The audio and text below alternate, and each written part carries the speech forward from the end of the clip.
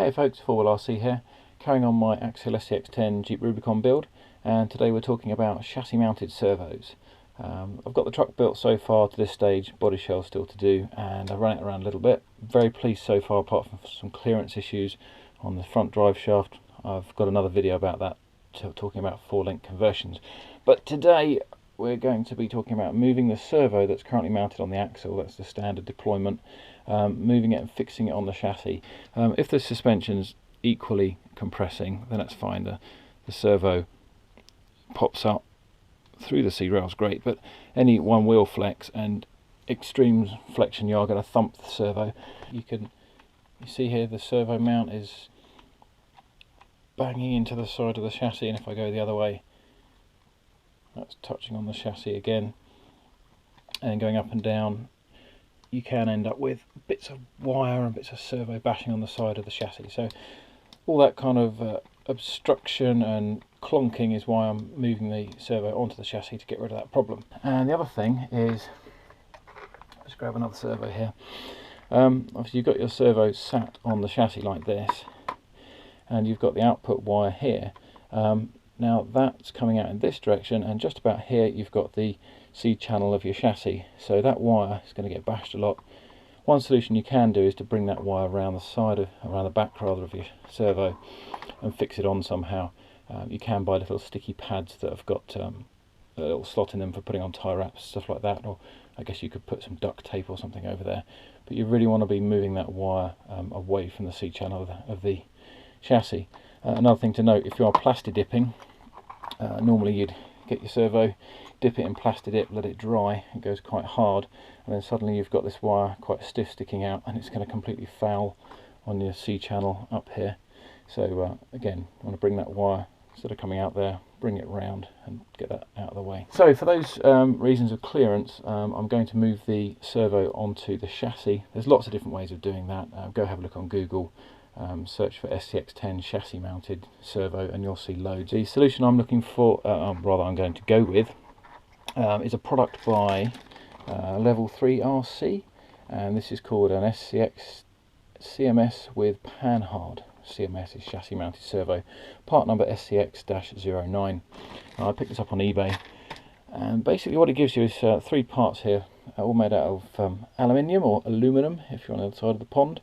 This is the actual part that will sit in between the chassis rails. It's just a friction fit, which is going to be interesting. I guess when I fix the chassis back together it's going to clamp enough, I hope so.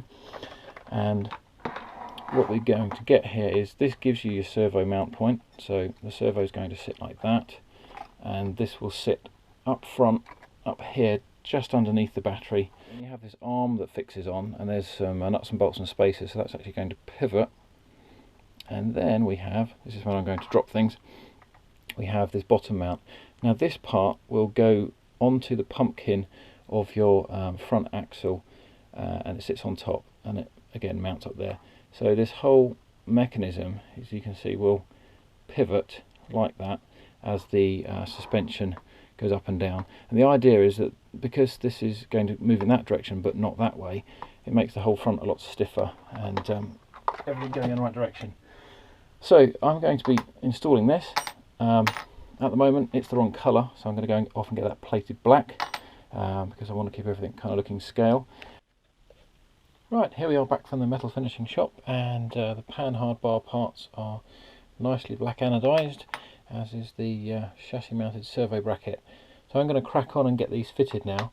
Dismantle quite a lot of the front of the SCX10 now to get the chassis mount part in. I've had to take off the front bumper, and then the brace that sits just behind the front bumper, and also the shock towers I've removed so that the mount further back that the receiver box fits onto, that's loose as well, so I can flex the chassis rails open enough to fit this part on. The way you fit that is you just make sure you get the chassis rail into this cutout here, and there we go, that just fits in with the friction fit.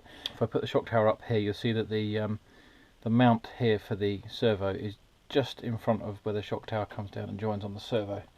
So I'll get that screwed back in a moment. And I've also started to assemble the Panhard Bar. Here's the bottom part that's going to attach onto the axle. and it's just an Allen bolt and some spacers that I've greased, so we get the pivot action here. Alright, so here's the chassis mounted servo bracket. The servo is going to go through, screws for it will go through 2 places on each side, and then off a little pivot point on the left hand side of the truck you've got the arm that comes all the way down, and then you've got another pivot joint there, and this part will actually screw onto the pumpkin of the truck. Just about there. Right, I now have the servo mounted up on the chassis. I haven't screwed it in yet, it's just wedged in. The plastic dip on the servo is holding it on, and just wanted to show you this. I've got it plugged in at the moment, and you can see that the servo is sitting just behind this brace piece, which I've already hacked out to get clearance when it used to be on the axle. And you can see now the servo horn runs very close to this cross member. And if I look at the front view, if you imagine there's a screw going through there, that's going to disappear up behind this bar, and it's basically going to foul at the back. So it's Dremel time again. I need this to give me the third fixing point for the front mounted battery, so I can't just take this brace out and live without it. So I need to carve a little bit more plastic out of the brace. This is not pretty, but it does work. Here is the front brace that sits just in front of the servo horn, and I've had to sculpt out around here and all the way along there and here, so as the servo horn twists up to there and twists up to there, the screw has actually got somewhere to clear on each side. Has left it a little bit thin in the middle, but this isn't really going to brace the chassis, it's purely just to give me that support for the front mounted battery. What I'm going to do is this open empty channel here, I'm going to flood that with hot glue just to give it more strength, and then cover it up with plastic dip just to make it look matte black, and it should be a good one. Right, progressing on now, we have the servo fully mounted and bolted in with 4 of the bolts from the level 3 RC set and 9 nuts at the back, and I've got the chassis brace back in place now after attacking it with the Dremel some more, and that does clear everything. Around the back here you can see where I've sculpted it out, and finally what I've done, and I've taken a page out of the Stampede 19's book, another SCX10 person on YouTube. The drag bar here, I've added some extra spacers and put a longer screw in, so this lifts the drag bar up a bit, otherwise it drops down at quite an angle.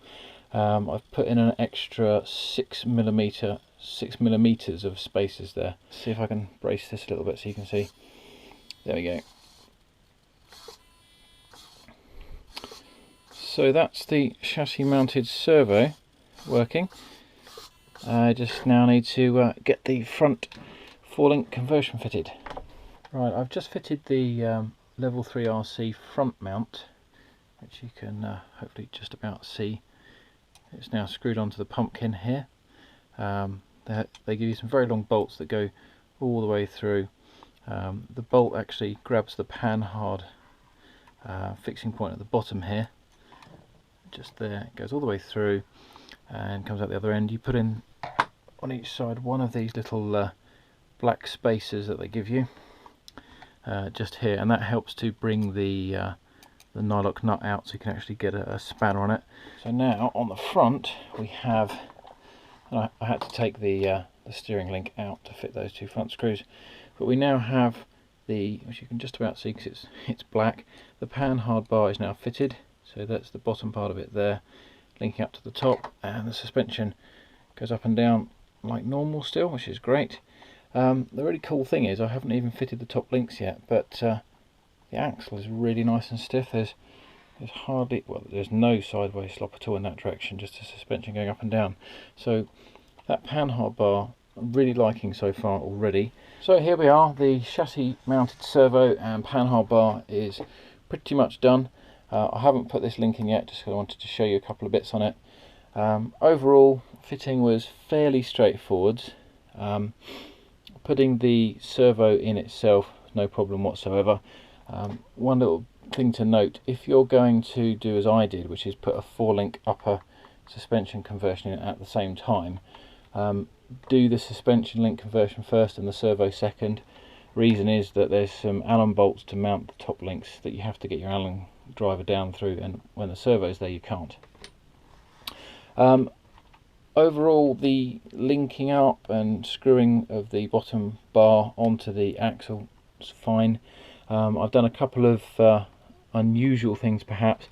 You can't see it because they're not here anymore. There should be a plastic post there and a plastic post there, which the casting had for putting the original servo plate here.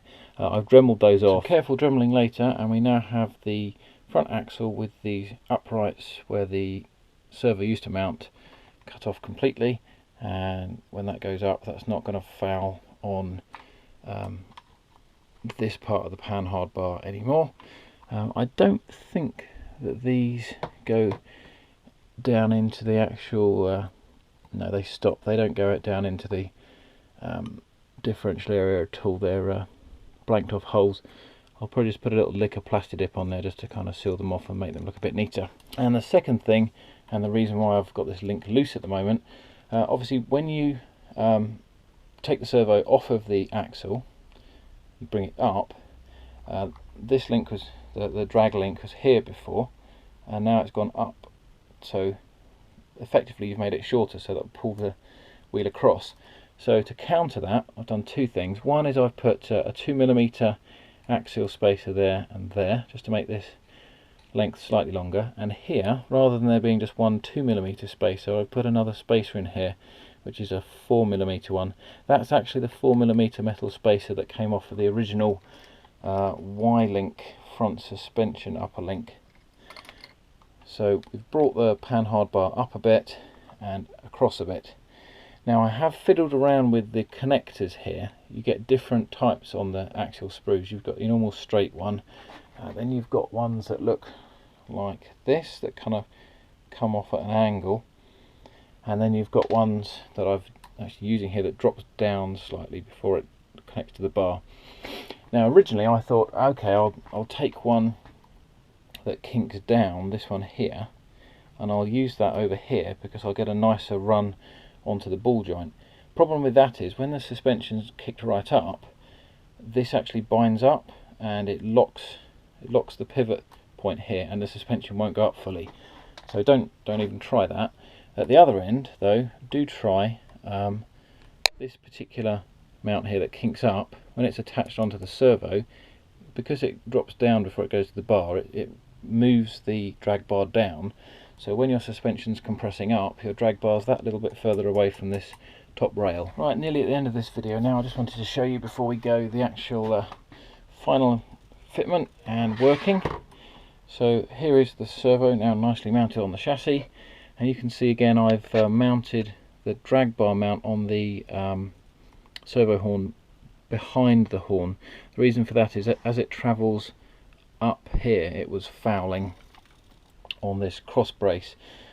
Need the cross brace because I'm doing the front mounted battery, but the way I've got the clearance there is by attacking the whole edge of this with the Dremel, and there's still enough strength in it. What I ended up doing was putting some hot glue in here just to strengthen that brace, but it's strong enough for the battery mount. So you can see here the servo horn clears nicely, and because it's mounted on the chassis it's not going to go anywhere, so although it's quite a fine tolerance, it doesn't matter. Overall steering wise, you'll notice there's absolutely no torque steer at all. The suspension's not compressing either side when we steer. Yeah, I'm getting a nice lot of travel. If I compress the suspension,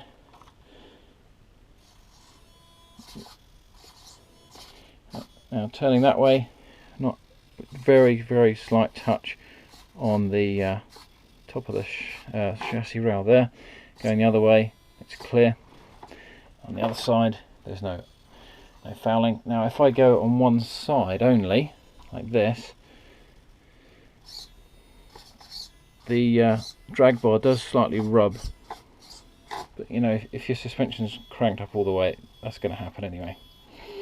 The other side, if I compress the suspension up, you see it's moving nicely. So I think I've got a good level of travel there. Servo nicely out of the way, no fouling on anything. The overall travel on the wheels, I'm kind of judging it that it goes just past the rock bar. I don't know if that's a good amount of travel. I've never had an SCX10 before, but it seems to turn enough for what I need anyway. So there we go, chassis mounted servo. Not too bad a conversion. Certainly nowhere near as bad as doing the 4-link front, which is in a separate video. That was a headache. Hope the video was useful, hope it was informative. Any questions or comments, please do put them down in the video, and if you're interested in all the part numbers and so on, that's in the description.